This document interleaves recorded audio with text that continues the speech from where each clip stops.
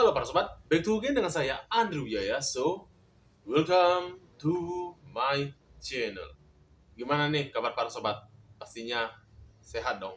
Yuba Conti 5 adalah sebuah kasus hilangnya 5 orang pemuda berusia antara 23 tahun hingga 32 tahun pada Februari 1978.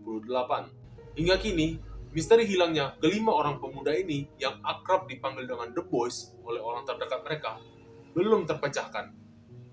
Bagaimana mereka bisa hilang dan apa penyebabnya? Inilah kasus The Conti Five.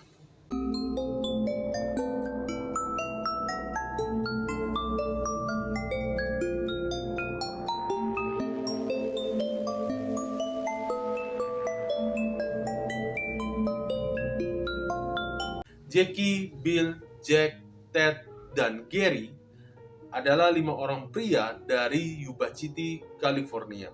Mereka ini menderita disabilitas intelektual, sedangkan Gary ini menderita skizofrenia yang mengharuskan Gary ini meminum obat rutin setiap harinya. Tetapi mereka ini masih bisa melakukan aktivitas ringan dan bahkan perjalanan singkat.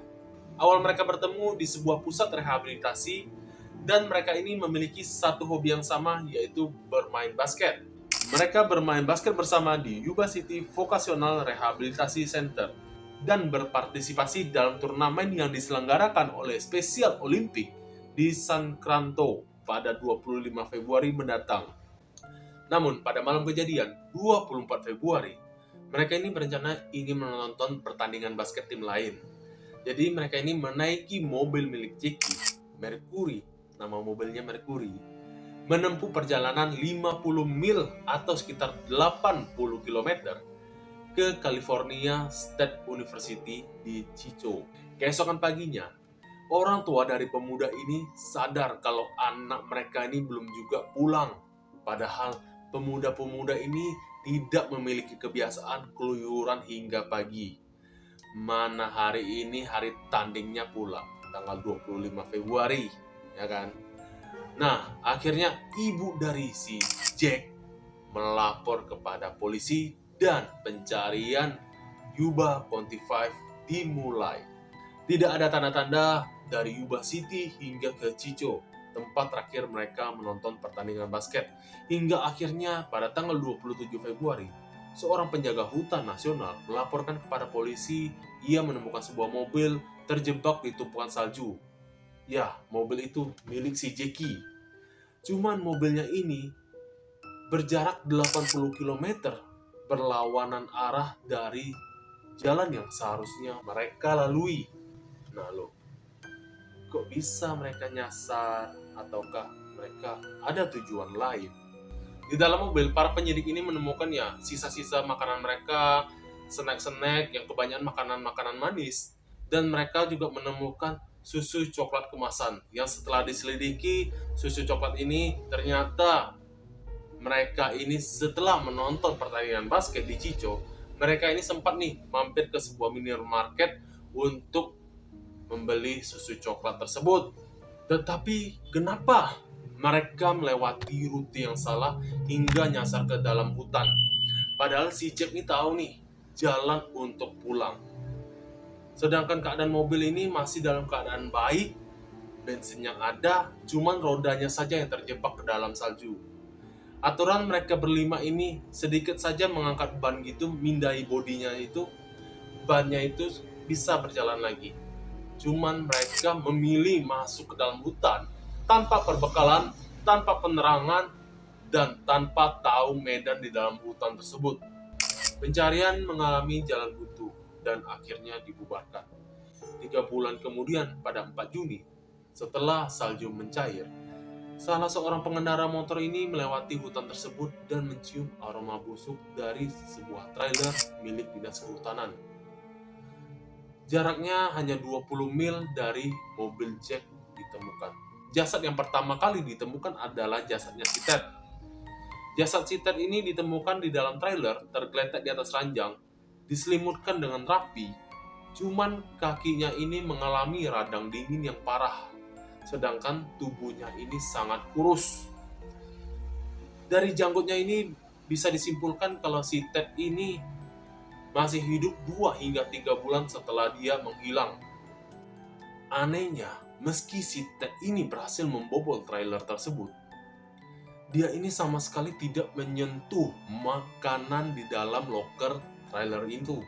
Sedangkan di trailer tersebut juga ada korek api, tabung gas, dan pemanas propana. Cuman tidak digunakan sama sekali. Besok paginya, para penyidik ini menemukan jasad Bill dan Jack beberapa mil jauhnya dari trailer. Jasad mereka ini sangat parah para sobat, seperti dicabik-cabik hewan buas dan sisa tulang belulang. Cuman tidak jelas nih, apakah Jack dan Bill ini telah mencapai trailer tersebut.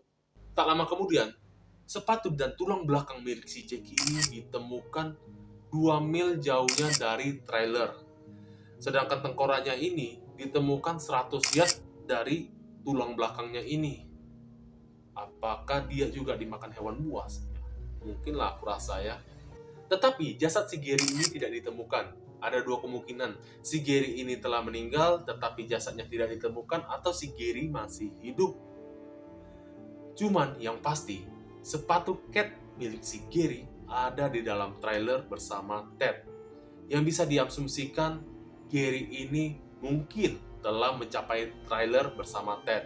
Dan dari pola Ted yang diselimuti secara rapi, itu tidak mungkin dilakukan seorang diri. Pasti ada yang bantu. Cuman tidak tahu siapa yang bantu dan siapa yang ada di dalam trailer tersebut bersama si Ted. Dan ada kisah lainnya dari saksi yang mengaku melihat mereka masuk ke dalam hutan nih. Jadi ceritanya, ada bapak-bapak masuk ke dalam hutan menaiki mobil guna untuk menyelidiki kabin miliknya ya. Nengoklah, masuk ke dalam hutan, nengok kabin miliknya. Cuman mobilnya ini juga nyangkut nih dalam tumpukan salju nih. Macet, rodanya kan nggak bisa putar nih. Nah, bapaknya nih keluar, rencana mau ya ngangkat mobilnya atau gimana biar mobilnya ini bisa berjalan lagi. Gak taunya bapak ini terkena serangan jantung mendadak. Itu terkapar di bawah salju nih kan.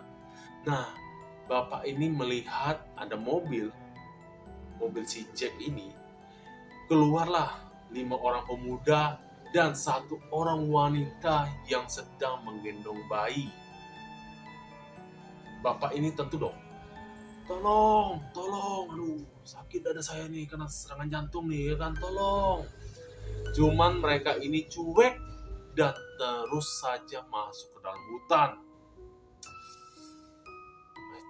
Merinding. Masuk ke dalam hutan. Setelah bapak itu agak baikan, bapak ini pulang nih untuk meminta pertolongan.